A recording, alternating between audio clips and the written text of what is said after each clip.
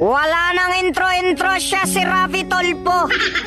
Galit sa masama, akala ko totoo. Pero pag nakita niya si Liza, takot din pala to. Hoy, di ba ikaw ang aming pambato? Huwag kang matakot, gamitin mo ang bunganga mo na walang sinasanto.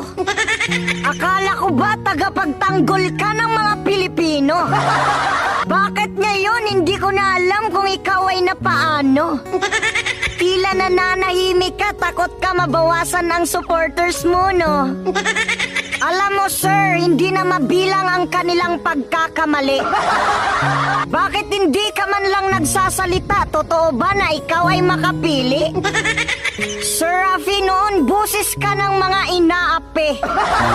Ngayon bigla ka na lang naging pipe. Huwag mong isipin kung ang makakalaban mo ay higante. Sapat na sa mga tao na malaman nila na ikaw ay tunay na kakampi.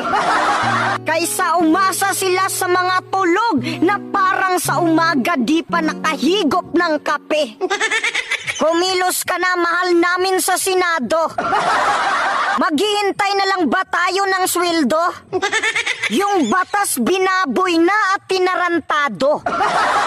Kaya siguro naman you know what to do. Yung mga hindi pulis